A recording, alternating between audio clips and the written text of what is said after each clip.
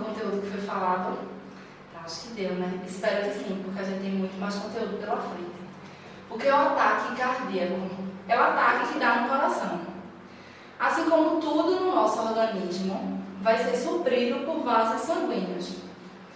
E com o coração não é diferente. Se a gente tem alguma coisa, algum empecilho que vá atrapalhar que o sangue chegue no coração para suprir as demandas do próprio coração, vamos estar diante de uma situação de ataque cardíaco. É o que vai levar a pessoa a ter um infarto agudo do miocárdio, o famoso infarto indesejado por todos, né? A dor típica que a gente conhece é uma dor no peito, uma dor do lado esquerdo, porque o coração ele fica do lado esquerdo, então a dor vai ser mais acentuada na região esquerda do peito, que não para de jeito nenhum. Você deita, você senta, você respira e a dor não passa. Só que é importante a gente falar o seguinte: no homem, essa dor ela vai ser tipicamente no peito, na mulher e no idoso não. Nem sempre na mulher e nem sempre no idoso essa dor acontece no peito. E como é que acontece essa dor? Essa dor na mulher e no idoso ela pode acontecer na região gástrica, em cima, onde a gente tem, em cima da região abdominal, logo abaixo do tórax. Pode ser uma dor. E que também não para, a pessoa respira, a pessoa fica de repouso e a dor não passa. Em diabéticos, que é uma situação, uma exceção, ele pode não sentir dor. Ele pode ter um ataque cardíaco e não sentir dor. Por quê? Porque o diabético ele tem acometimento de alguns nervos. Alguém já viu uma pessoa com um pé diabético, que é aquele pé que tem a ferida? Ele não sente. Ele pode pisar no prego, ele pode ter uma ferida no pé e fazer o curativo e ele não ter sensibilidade, porque é uma característica da doença. Então, nem sempre o ataque cardíaco ele vai ser com a característica clássica da dor no peito. O que a gente deve fazer quando identificar uma pessoa com uma possível crise, uma possível situação de ataque cardíaco? Será que toda dor no estômago também a gente vai suspeitar? Não. Porque a dor ela é diferente. Não é só a dor no estômago, não é só a dor no peito. É uma dor que ela vai se irradiar para o membro esquerdo, ela pode se irradiar para a região em cima do tórax. É uma dor que ela não fica apenas localizada ou no peito ou no estômago. Ela é uma dor diferente, a pessoa sente dificuldade, pode ter dificuldade de respirar. É uma dor que não passa, mesmo você ficando de repouso, mesmo você tentando respirar melhor. Se for uma dor no estômago, você tenta tomar alguma coisa para aliviar a dor e a dor não passa. Então aí tem que suspeitar de um ataque cardíaco. A gente está diante de uma pessoa com um possível ataque cardíaco. O que a gente vai fazer? Primeiro a gente tem que deitar essa pessoa, desapertar a roupa para que ela consiga respirar melhor, relaxar e respirar melhor. E aí, essa dor pode não passar. Se a dor passar, a gente está diante de uma situação de uma angina estável. Ela está tendo um problema cardíaco, mas a dor, que é a angina, ela passa ao colocar a pessoa em repouso. Se a dor não passa no repouso, estamos diante de uma angina instável. E qual é o mais perigoso? O instável. Percebeu que a dor não passa, você desapertou a roupa, você colocou a pessoa na área bem ventilada, deixou a pessoa deitada e a dor não passou, é bom correr para o hospital. E aí o que é que a gente tem que fazer? Tem que levar essa pessoa imediatamente para o hospital. Se a gente não tem como levar essa pessoa para o hospital, a gente pode acionar o serviço de urgência. E quando a gente se depara diante da temida parada cardiorrespiratória, meu Deus, o que é isso, a parada cardiorrespiratória? É a interrupção súbita e brusca da circulação sistêmica e ou da respiração. A gente diz que a pessoa ela pode morrer de duas maneiras. Ela sempre vai terminar morrendo dessas duas maneiras. Ou o coração para, ou o cérebro para. Quando o cérebro para, infelizmente a gente não consegue fazer nada. Mas quando o coração para, se a gente atuar de maneira rápida e eficiente, a gente pode fazer esse coração voltar. E quando o coração para, é o que a gente diz que o paciente entrou em parada cardiorrespiratória. A criança, ela normalmente entra em parada respiratória para depois entrar em parada cardiorrespiratória. No adulto é diferente. No adulto, praticamente todas as vezes, ele vai entrar em parada cardíaca e vai evoluir para uma parada respiratória. Se a pessoa parou de respirar, e eu não fiz nada, em pouco tempo ela vai evoluir para uma parada cardíaca também? Vai. Porque os dois órgãos eles estão interligados. Se você não tem uma atuação imediata diante de uma situação de parada respiratória, a pessoa vai evoluir para uma parada cardiorrespiratória. E aí, como saber se a pessoa parou? A gente está diante de uma pessoa que visivelmente não responde. A gente vai fazer 3 perguntas básicas para a gente e a gente vai conseguir identificar se essa pessoa está em parada cardíaca ou não. Primeiro a gente pergunta se a pessoa responde. Agora, quando eu vou perguntar se a pessoa responde, eu não posso chegar e perguntar. Por exemplo, fulano, Maria. Se ela estiver dormindo, ela não vai responder. Eu tenho que tocar na pessoa e gritar. Como vocês podem ver na figura de cima, ela toca no ombro, ela balança o ombro e você grita o nome da pessoa, para ver se ela responde. Ela não respondeu, eu já tenho uma resposta negativa, não responde. Ela respira, como é que eu vou ver se ela respira? Eu coloco minha mão sobre o tórax dela e vejo se há expansão no tórax. Não houve a expansão no tórax, eu vejo que ela não respira. E para ver se a pessoa tem pulso, o que é pulso? É para ver se ela tem circulação. Como é que eu vou fazer? A gente tem um ossinho aqui, que é o que a gente conhece popularmente como um pombo de Adão. E a gente identifica esse osso, que em homem é mais fácil de identificar, e lateraliza a nossa mão. Lateraliza pouco. E você já sente a pulsação. Sentiu a pulsação, ela não está numa parada cardíaca, está apenas numa parada respiratória. Mas se você tem as respostas negativas para as 3 perguntas, você está diante de uma parada cardiorrespiratória. A pessoa não respondeu, e aí a gente lembra que tem que tocar na pessoa e gritar o nome dela. Ela não respira, eu percebo que não tem movimento nenhum de levantamento e abaixamento, nem de tórax, nem de abdômen, eu sei que ela não respira. E eu percebo, ao tocar o pulso, eu percebo que não tem pulso, eu não sinto a pulsação. Então, tendo as 3 respostas negativas, eu estou diante de uma situação de parada cardiorrespiratória. Por que é tão importante a gente identificar precocemente uma parada e intervir de maneira também precoce? Porque o organismo ele só consegue sustentar o sangue para o cérebro de 3 a 5 minutos, no máximo. Depois disso, vai ter uma lesão neurológica irreversível. E o que é essa lesão neurológica? O cérebro, para funcionar, ele precisa de oxigênio. Esse oxigênio ele vai ser levado pelo sangue. Se o coração não funciona, o coração é a nossa bomba. É aquilo que, ao se contrair, ele consegue mandar o sangue para todas as partes do corpo. Se esse coração, que é a nossa bomba, ela é o músculo que bombeia o sangue, não funciona, não vai ter sangue também no cérebro. E aí vai entrar numa lesão neurológica por isquemia. O que é isquemia? A falta de oxigênio e do sangue. E aí a sequela ela é irreversível, ele vai ter dano neurológico. E aí a gente percebeu, o paciente parou, ele não responde, ele não respira, ele não tem pulso. A gente está diante de uma pessoa que não tem essas 3 respostas. E o que é que eu faço? Eu corro, aí a gente se pergunta, meu Deus, acho que vou parar junto com ele, porque eu não vou saber o que fazer.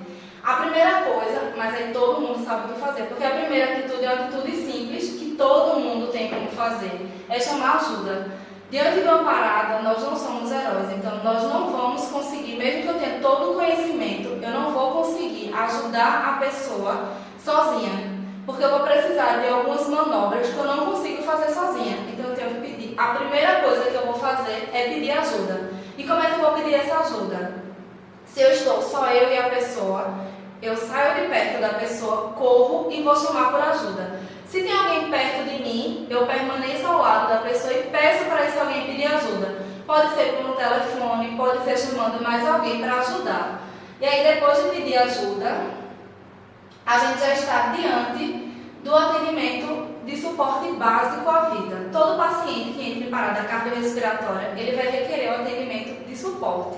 Se está no hospital, a gente entra no suporte avançado à vida, porque nós temos todos os equipamentos, medicamentos, que no suporte básico de vida a gente não tem. No básico, a gente tem o básico, que muitas vezes pode ser só você, a vítima e mais outra pessoa para ajudar.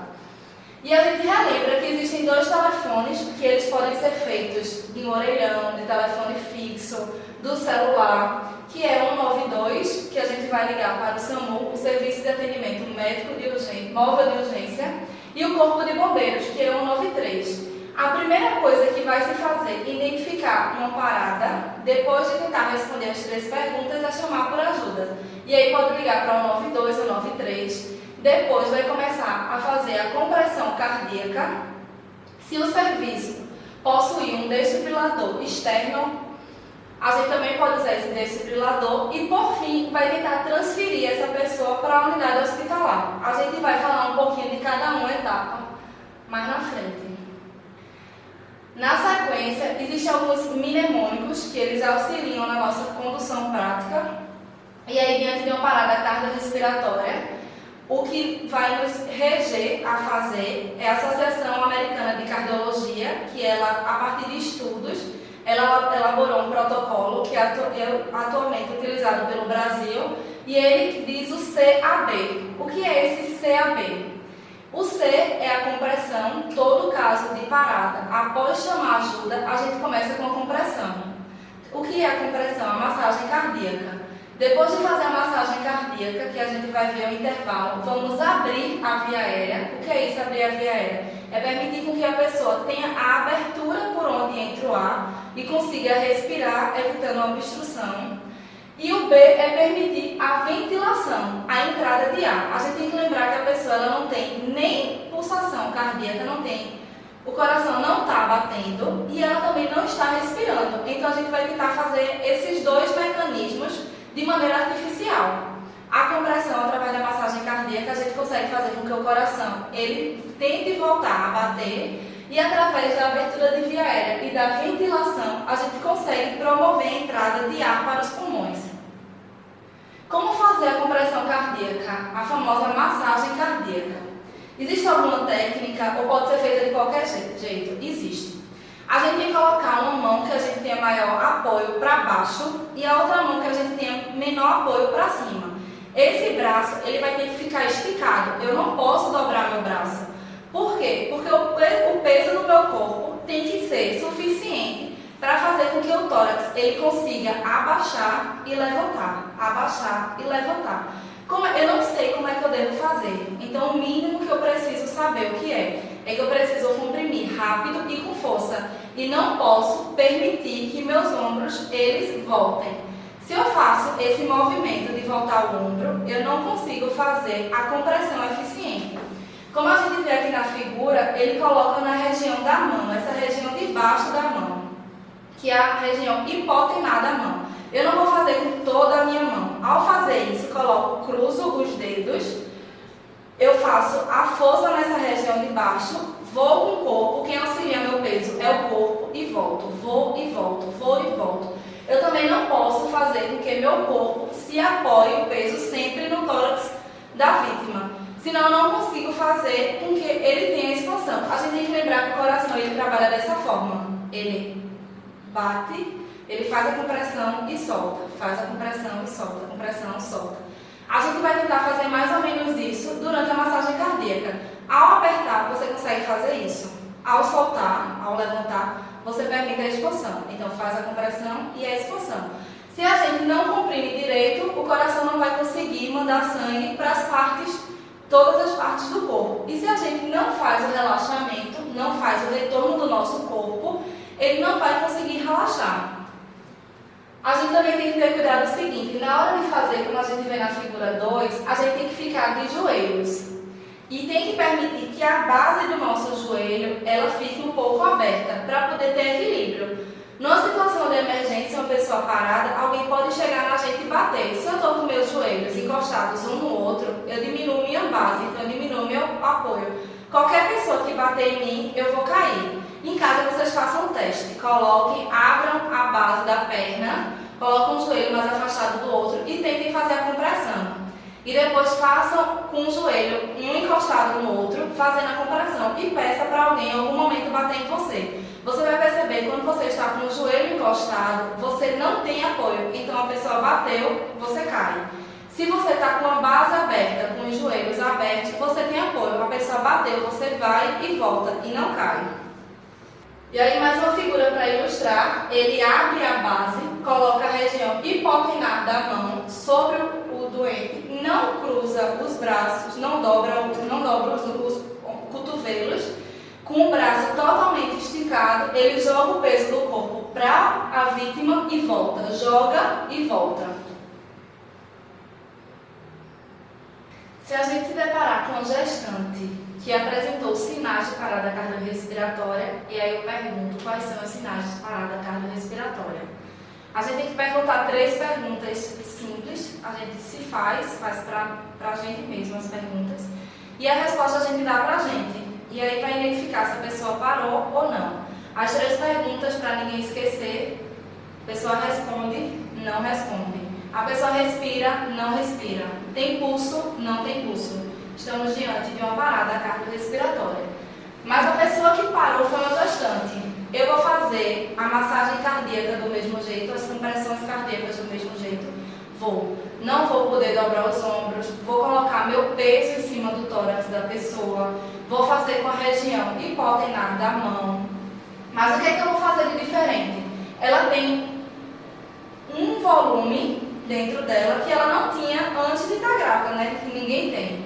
Esse volume, ele vai estar comprimindo um vaso importante da gestante, que é uma veia que leva sangue para o coração, a veia cava. Se essa veia está comprimida por causa do volume que ela tem a mais durante a gravidez, o sangue vai estar diminuído para chegar ao coração e ela está parada. Então eu não vou ter a pulsação do coração, o batimento cardíaco, e ainda mais vou ter um volume que vai impedir na minha massagem cardíaca desse sangue chegar para o coração. O que é que eu tenho que fazer então? Eu tenho que afastar esse abdômen para a esquerda. Por que para a esquerda e não para a direita? Porque para a esquerda eu consigo a descompressão da veia cava. Como é que eu vou fazer então? Eu vou fazer com toda a gestante, como é? Só vai fazer com a gestante que tem um abdômen gravídico grande. Não será com todas as gestantes. Então pode ser só com a mão, você com a ajuda de outra pessoa vai empurrar só com a mão o abdômen para o lado esquerdo e lembrando, sempre para o lado esquerdo. Ou pode ser uma pessoa com as 2 mãos empurrando o abdômen também para a esquerda. E a outra pessoa que está na massagem cardíaca permanece na massagem cardíaca. Nesse caso, ó, só de cara eu preciso de 2 pessoas. Só que a gente está falando até agora de compressão. A gente ainda não falou de ventilação. Na parada cardiorrespiratória não tem nem batimento cardíaco e nem respiração. Então a gente vai precisar de uma terceira pessoa para ajudar nessa ventilação, que é a respiração artificial. Como é que a gente vai fazer para garantir essa ventilação? Vão ser 30 compressões para 2 ventilações. E a gente vai ver mais na frente como é que são feitas essas ventilações. Então, o que são 30 compressões? 30 vezes indo e voltando. 1, 2, 3, 4, até 30. Quem está fazendo as compressões tem que contar. A cada compressão passada, conta 1, 2, 3, 4, até 30. Fez 30 compressões para dar 2 ventilações. Que a gente vai ver no próximo slide como é essa ventilação. Como é que eu tenho que fazer essa compressão? Lembra que é comprimir rápido e com força. Se eu fizer uma compressão superficial, eu não estou conseguindo chegar ao coração para fazer com que ele tenha a compressão e consiga mandar sangue para as outras partes do corpo. Então eu tenho que ter uma profundidade boa e uma frequência boa. Eu tenho que fazer rápido e com força. E eu não posso estar parando as compressões e nem fazendo ventilação em excesso. A pessoa que está comprimindo, que está fazendo as compressões, ela deve comprimir sem parar 30 vezes. Se ela sabe que ela não vai conseguir, ela pede para outra pessoa ficar nas compressões. Eu não posso fazer 10, eita, cansei, mais 10, cansei, mais 10. Não, a pessoa que está, ela tem que fazer as 30 seguidas e aí para 2 ventilações.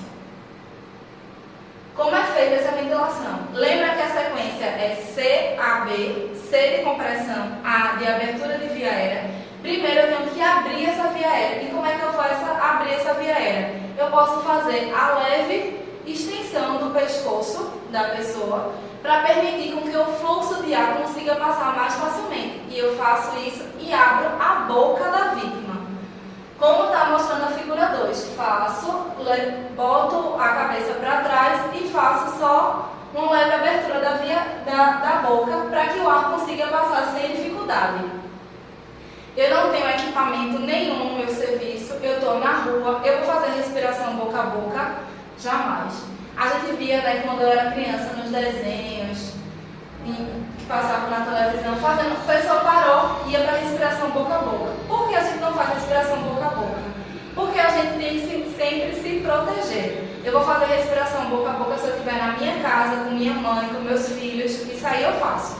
Mas na rua, no trabalho, na escola, a gente não faz, certo? De jeito nenhum, porque a gente tem risco de contaminação. A nossa segurança ela deve estar sempre em primeiro lugar.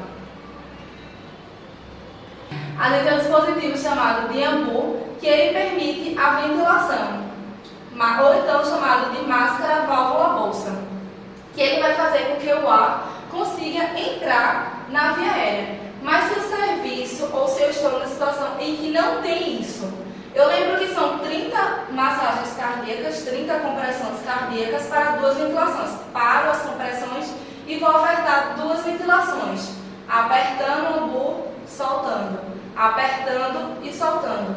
Cada aperto nesse dispositivo ele deve ter duração de um segundo. Mas eu não disponho, o que é que eu vou fazer? Vou fazer só a compressão cardíaca. Se eu não tenho nenhum dispositivo para oferecer a ventilação, eu faço a compressão, só a compressão. E eu ainda posso auxiliar na abertura da via aérea. Então faço a compressão e deixo a via aérea aberta e permaneço na compressão. Uma pessoa só vai conseguir fazer a compressão a todo tempo? Não, nem que ela seja a pessoa mais forte que você conheça, mais malhada, mais musculosa, ela não vai conseguir. Porque a compressão ela cansa, ela requer esforço físico do profissional ou da pessoa que está socorrendo. Então a pessoa não vai conseguir fazer. E o tempo máximo que uma pessoa em média, que a pessoa consegue ficar fazendo são 2 minutos. Mas aí não tem outra pessoa para ajudar, só tem uma pessoa para ajudar, fica alternando. Um vai, quando cansar, o outro vai. E a gente tem que lembrar que o serviço de emergência ele foi acionado. Então, até a chegada dos profissionais habilitados para continuar fazendo a técnica. Ou até a chegada ao serviço médico. E aí, quando é que eu vou ver se essa pessoa tem pulso? O que é dizer que a pessoa tem pulso? Quer dizer que a pessoa voltou. Eu vou ficar fazendo compressão a todo tempo? Não, porque de repente ela pode ter voltado. Há quanto tempo, de quanto em quanto tempo eu vou avaliar se ela voltou? A cada 2 minutos. Fiz tudo direitinho, tem o dispositivo da ventilação, então fiz a compressão, abertura de via aérea, ventilação, que a gente lembra da sequência, que é o que a gente chama de mnemônico. Mnemônico é uma sequência em que os estudos mostram que a gente deve seguir, então é CAB, a sigla CAB. A gente fez tudo direitinho, passaram-se 2 minutos, a gente avalia se tem pulso. E como é que a gente avalia se tem pulso? Da mesma forma que a gente avalia se não tem pulso. Coloca o dedo, 2 dedos, na região do osso cricoide, que é o ondeadão, e vai lateralmente. Colocou o dedo, lateralizou, sentiu o pulso, sentiu que está tendo pulsação, é porque a pessoa voltou. Não sentiu que tem pulso, reinicia tudo novamente. Vamos recapitular, fazer um resumo geral do que a gente viu de parada até agora. Identificou uma pessoa que está desfalecida, está inconsciente, a gente vai ver se ela realmente está diante de uma parada. E a gente faz 3 perguntas básicas. Ela responde chamando e tocando na pessoa, ela respira e ela tem pulso. Ela não responde a nenhum desses 3, ela nem responde, ela nem respira e ela não tem pulso, ela está parada, ela está diante de uma parada, estamos diante de uma parada cardiorrespiratória. E o que é que eu vou fazer de imediato? Tenho que lembrar que eu não sou um super-herói, que eu não vou conseguir reverter a situação sozinha, então eu preciso chamar por ajuda. Chamo ajuda, volto para a pessoa, a vítima, e começo a fazer a compressão. Como é que a gente vai fazer essa compressão? Sem dobrar os braços, esticando, de modo que uma mão apoie a outra, a mão dominante, ou a mão que você tenha maior domínio para fazer a técnica, fique embaixo, e a outra mão fique em cima, e aí a mão de cima vai ajudar a mão de baixo a levantar. A gente não pode dobrar os braços, então joga o corpo e volta, joga o corpo e volta, lembrando que é rápido e com força, e que a região que vai fazer a pressão é essa região de baixo da mão, que é a região hipotenada da mão. A quantidade que a gente vai fazer são 30 compressões para, se a gente tem um dispositivo da ventilação, a gente abre a via aérea, coloca a cabeça para baixo, traz um pouquinho o queixo para frente e oferece a ventilação com um ambu, sendo 30 compressões e 2 ventilações. Apertou, soltou. Se a gente não tem, que muitas vezes na situação extra-hospitalar, no atendimento pré-hospitalar, se a gente não tem um serviço de suporte de emergência, seja o corpo de bombeiros, seja o SAMU, a gente não tem esse dispositivo, a gente vai ficar na compressão. E após 2 minutos, a gente vai avaliar da mesma maneira que avaliou se não tinha um pulso, se a vítima, ela voltou, se há presença de pulso. Se há presença de pulso, a gente não vai levar mais ela para o hospital? Não, tem que levar. Por quê? Porque ela pode parar de novo. A gente tem que identificar o que foi que levou essa pessoa a ter uma parada cardiorrespiratória. Algumas empresas, elas têm o desfibrilador externo automático. Não só empresas, shopping, aeroporto. Nos Estados Unidos, em algumas comunidades, em alguns bairros, também existe para uso em situações de emergência. No Brasil ainda não é nossa realidade. Mas algumas empresas elas dispõem desse equipamento. O que é esse equipamento? O coração, quando ele está parado, ele não funciona. O coração ele bate no ritmo certinho. Ou ele não funciona, ou ele está desajustado, ele não está conseguindo bombear o sangue. E o que é que esse aparelho vai fazer? Ele vai dissipar o choque para o coração, para tentar fazer com que ele consiga manter seu ritmo normal. É como se dissesse assim, coração, se ligue, você precisa voltar. É isso que ele vai fazer. E aí, quem é que pode usar esse material? Qualquer pessoa. No hospital, a gente tem um outro material, que não é esse desfibrilador externo automático, é apenas o desfibrilador manual. E aí, só quem pode usar é o profissional médico. Mas esse, qualquer pessoa que saiba usar, pode utilizar. Por quê? Porque ele é autoinstrutivo, ele vai dizer tudo o que você precisa fazer. Quando você pega o equipamento, ele vai ter o equipamento de base e vai ter essas duas pás, ou os eletrodos. Quando você liga, vocês estão vendo que tem um botão tem o número 1, o número 2 e o número 3. Ao lado do número 1 tem o botão, e você clica nesse botão. Quando você clica, ele começa a dar as orientações. Aí ele vai dizer a mensagem: conecte as pás sobre o tórax do paciente. O que são essas pás? São esses eletrodos, essas duas partes que estão coladas. Ele é um adesivo, como vocês veem na figura 1, você consegue tirar esse adesivo, um adesivo normal de colar, e aí cola a posição na região direita, sempre em cima da região mamária. Na região esquerda, você vai colocar embaixo da região mamária esquerda, um em cima, outro embaixo. E aí ele vai avaliar o ritmo. Por quê? Porque nem sempre ele vai dizer que ele tem indicação de uso. Não são todos os casos de parada que vai requerer o uso desse equipamento. E como é que eu vou saber se vai requerer ou não? Ele diz. Por isso que qualquer pessoa pode utilizar esse equipamento, porque ele diz se vai ser necessária a sua utilização ou não. E aí quando você conecta os eletrodos sobre o tórax do paciente, da vítima, ele vai dizer, analisando o ritmo. Ele está analisando o ritmo do coração da vítima. Quando ele analisa o ritmo, ele diz ritmo chocável. Ou ele diz ritmo não chocável. Quando ele diz ritmo chocável, ele começa a carregar o choque. E ele vai dizer, carregando o choque. Só que ele é tão esperto que ele não dispara o choque sozinho. Ele precisa do seu comando para disparar o choque. Se a gente olhar para a primeira figura desse slide, a gente vê que uma luzinha pisca. Na figura anterior, essa luz não pisca. Isso quer dizer que o choque está carregado e que o socorrista, a pessoa que está manuseando o equipamento, ao apertar esse choque, o choque vai ser dissipado sobre o tórax da vítima. Qual é o cuidado que a gente vai ter? E que ele diz, ele fala, carregando o choque, afasta, todos devem afastar-se para o choque. Ele avisa que você precisa afastar. Se você estiver tocando no paciente, em qualquer parte do corpo do paciente, você também leva o choque. E aí, se o ritmo não é chocável, ele diz, né, analisando o ritmo não chocável, recomece as compressões. Ele vai dizer tudo o que você deve fazer. Quando o ritmo é chocável, ele diz ritmo chocável, preparando o choque. Todos devem afastar-se. E aí a luzinha piscou, você apertou a luz, ele disparou o choque. Quando ele dispara o choque, ele dá a próxima orientação. Recomece as compressões cardíacas. E aí, com 2 minutos, ele consegue, sem você programar nada, ele vai dizer que vai avaliar um novo ritmo.